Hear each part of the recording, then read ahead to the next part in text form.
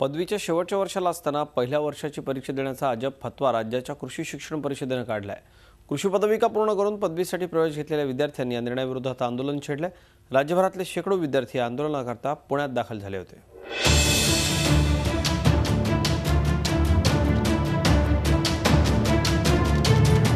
पदवी शिक्षणाचं शेवटचं वर्ष खरं तर कार्यानुभव घेण्याचं, मात्र हे सगळं सोडून एक वेगळाच अनुभव घेण्याची वेळ या विद्यार्थ्यांवर आली आहे।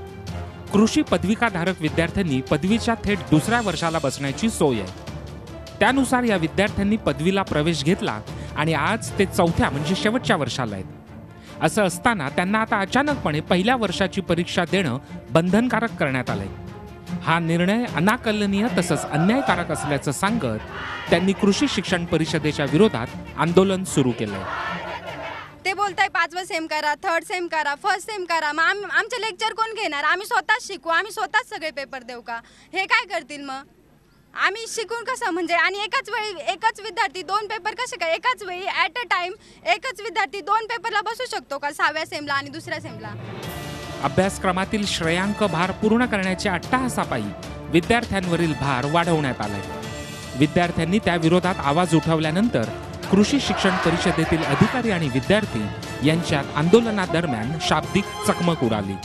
महाराष्ट्रामध्ये शेतकऱ्यांची परिस्थिती काय आहे हे पूर्ण शेतकऱ्यांसह पूर्ण महाराष्ट्राला माहिती आहे। आणि जर त्यांच्याच मुलांना, भूमिपुत्रांना जर अशा प्रकारचे नियम लावून त्यांची वर्ष वाया घालवण्याचा जर घाट कृषी पदवी परिषदेने घातलेला असेल तर कृषी पदवीधर संघटनेचा त्याला नेहमी विरोध राहील।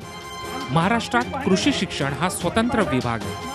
कृषी शिक्षण घेणारी बहुतांश मुलं शेतकऱ्यांची आहेत, मात्र इथेही त्यांना संघर्ष टळत नाही हेच खरं।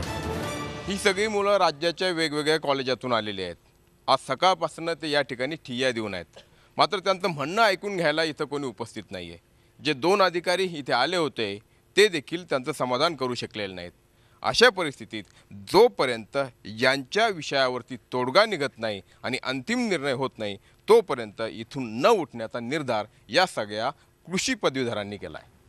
व्हिडिओ जर्नलिस्ट विकी कांबळेसह अरुण मेहत्रे, झी मीडिया, पुणे। झी 24 तास रहा एक पाऊल पुढे।